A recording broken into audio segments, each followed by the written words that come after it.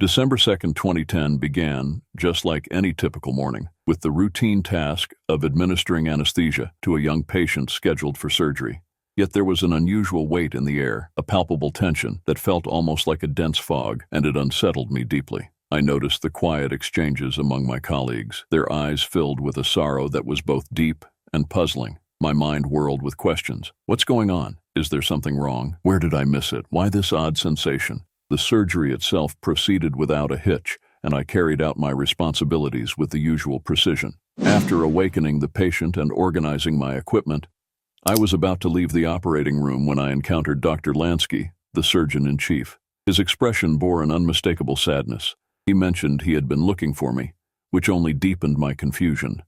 My mind raced with worry. What's happening? I wondered. Could there be legal issues involving me in the hospital? Contrary to my expectations, Dr. Lansky didn't lead me to his office or the boardroom. As we walked through the busy hospital hallway, he began to speak, his tone laden with gravity. He recounted the story of a mutual former colleague from California, his words imbued with a weight I couldn't grasp. I struggled to find the link, to understand his message. You know, he said, his voice fading, sometimes a man reaches a point where he loses something dear to him. He might blame God. He might even wonder, why me? My patience waned, and I could no longer contain my agitation. What are you trying to say, Dr. Lansky? Just get to the point. There's no need to be indirect. We halted, and his eyes shifted toward a hospital room, the door ajar. A chill ran through me as I followed his gaze and saw my wife's lifeless form. Dr. Lansky's words rushed out. She was brought in 3 hours ago by paramedics after colliding with a truck. We did all we could. We saved the baby. She's beautiful. I'm so sorry, man. His words devastated me, shattering my world in an instant. My beloved wife was gone, leaving an irreplaceable void. Our shared promises, our future plans, the life we dreamed of building together, all crumbled away. Her voice lingered in my thoughts, playful and loving. I'll be waiting for you at home. But why? How could she just leave? The memory of her kiss this morning, now our last, broke my heart. In a daze, I entered the room, drawn inexorably to her still form. Dr. Lansky motioned for the other medical staff to give us space, allowing me a moment to grieve. As the room cleared, my thoughts raced chaotically. We had plans to raise Noam together, to share the joys and duties of parenthood. Tears streamed down my face as my grief poured out uncontrollably. Nearby, the usually composed female nurses also had tears in their eyes. I cried out to God, my voice filled with anguish. Babe, you can't leave me like this. The heavy weight of my loss bore down on me. On that day, I lost my beautiful wife, the mother of our child, in an accident. And on that very same day, Noam was born, a glimmer of hope amidst the darkness of my despair. Joy and sorrow laced within me, creating a bittersweet orchestration of emotions. Yet, the sadness overwhelmed me more. January 2nd, 2011. As I sat in my car, grief weighed heavily on my shoulders. It had been only a month since my wife passed away, and the pain felt as sharp as it did the day it happened. Each day was a battle, and I needed to stay strong for my daughter. My mother, Abigail, and my sister, Yael, stood by me, providing their unwavering support and love.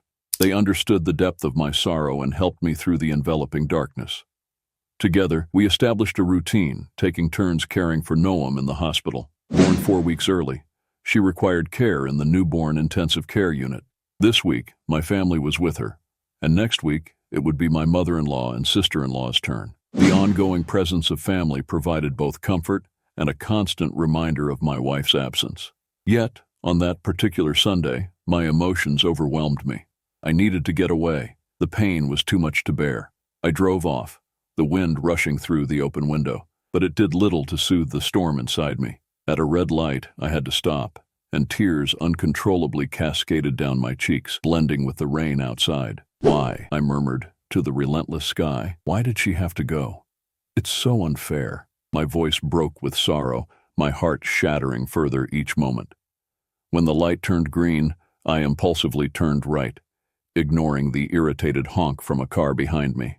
Engulfed in my grief and bewilderment, I eventually pulled into a church parking lot which was empty at the time. As the rain poured down, mirroring my inner chaos, I sat in my car, unready to engage with the world. Exhaustion engulfed me, leading me to a fitful sleep marred by disjointed dreams and persistent, troubling memories. When I awoke, confused and burdened with sorrow, I found the church full of activities. The parking lot was packed, and people entered with faces lit by smiles, their greetings warm as they exchanged New Year's wishes. Driven by curiosity, I stepped out of my car to join them. I wandered among them, feeling like a specter. Upon entering the sanctuary, the choir's singing enveloped me, their voices a balm to my soul as they intoned, "Let your love give us peace." Their melody struck a chord in me. I felt utterly lost, irreparably shattered. My heart was heavy with grief. As the choir sang on, all I could ponder was, why her? Why did God take her from me? As the choir sang, "Let your kingdom come in us. Let your throne be exalted here on earth. Let's experience your touch and know your peace." Tears clouded my vision, blurring the world as grief surged within me, threatening to overwhelm. The song swelled to a crescendo, their voices echoing my inner torment as though they sang for me alone. Drawn deeper into the sanctuary, my steps grew heavier until I couldn't walk anymore. The soloist's voice rose, hauntingly beautiful, resonating deeply within me. The melody cut through my defenses, dismantling the walls around my heart until I crumbled, kneeling, consumed by the piercing pain of loss. I grieved for my wife, our shared past, and the future cruelly snatched away. Kneeling throughout the church service, I was a shattered soul seeking strength in God's presence. The pastor's message of hope and restoration penetrated my profound despair, offering a flare of light in the engulfing darkness. Surrounded by strangers who welcomed me with warmth and compassion, I found a shred of strength, a fragile flame, yet a reminder that I was not alone. At that moment, when grief was at its peak, being in a place of worship was the last thing I desired, because the pain was incomprehensible. Our love, our connection, our unity, everything had collapsed. Why did he choose to afflict me? I struggled to grasp why I was cast into this deep abyss of sorrow. My mother had always warned me against questioning God's plan, not knowing the pain it could bring. Now, all I had left was the memory of her. I prayed for peace, facing a future filled with obstacles, uncertain of how to tread its daunting path. 2 months had passed since I hired a nanny for Noam. I made it a point to be home on time every day, fully committed to her care. She has become my entire world, and I dedicate all my love to ensure she thrives. Despite my devotion as a father, dreams of my late wife frequently haunt me. On what would have been our second anniversary, I found myself playing her favorite music and dancing the way we used to, almost feeling her presence. Cooking, a hobby I've always enjoyed, I prepared a meal and set the dining table for two. As I dined, I carried on conversations as if she could hear me. In the midst of my imagined dialogue, the baby monitor beeped, and Noam's soft cry brought me back to reality. I hurried upstairs to tend to her, changing her diaper, feeding her, and holding her close until we both drifted off to sleep. These peaceful moments with my daughter are precious, yet they also underscore the profound loss of my late wife. December 2nd, 2011 was a day of mixed emotions.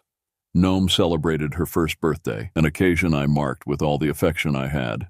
Yet it coincided with the memorial of my wife's death, casting a somber shadow on what should have been a joyful celebration. In subsequent years, my friends attempted to help me move on by arranging blind dates, but I wasn't interested in finding another partner. My heart belonged to Naomi, my late wife, and now only to my daughter, Noam. I attended these dates to appease my mother and friends, but they left me feeling empty. One date, the lady seemed overly eager, another talked only about herself all evening, and another was merely interested in my career and stability. Disheartened, I eventually asked my friends to stop. It was only after meeting Dr. Maya Sanders, a colleague and surgeon, that I considered dating again. She embodied a wonderful mix of traits I had always sought in a partner: beauty, intelligence, wit, confidence, strong family values, and shared cultural backgrounds. We enjoyed each other's company, and things were progressing smoothly. Yet something felt amiss, and it was me. I couldn't quite pinpoint the issue, but suspected it might be my difficulty in opening my heart again. Maya once asked why I still wore my wedding band. To address this, I adopted a strategy. I would remove my wedding band when with Maya, hiding it away, yet this made me feel as though I was betraying my late wife. When Maya was not around, I would wear the ring. Maya sensed a lack of commitment from me, suggesting, "Perhaps you're just seeking a mother for your daughter." She might have been right. Perhaps I was looking for a maternal figure for my child more than a partner for myself. Ultimately, Maya ended our relationship. She loved me deeply, but I had let it fall apart. As time progressed, Noam began attending preschool. My younger sister was a tremendous help, especially when my job required me to work late or be on call for 24-hour shifts.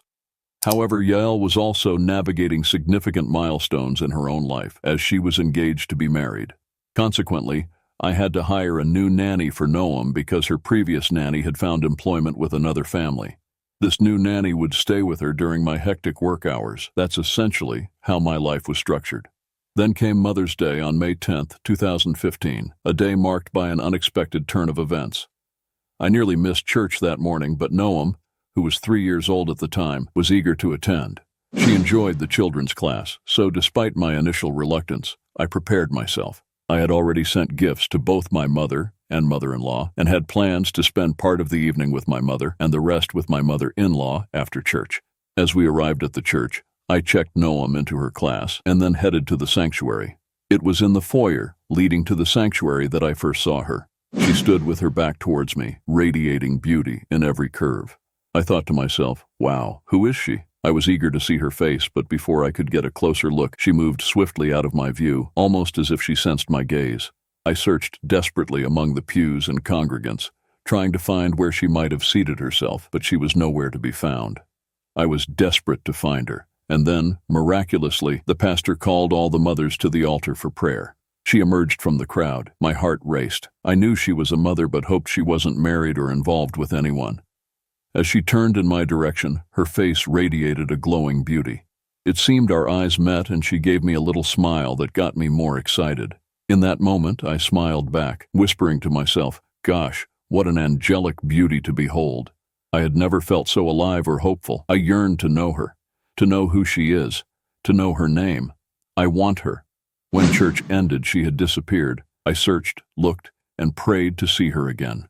I felt an inexplicable excitement, so intense that when I visited my mother, both she and my sister noticed it. In the Sundays that followed, I eagerly awaited each church service, hoping to connect with her. Yet, every time she was either deep in conversation with the pastor's wife or vanished among the crowd.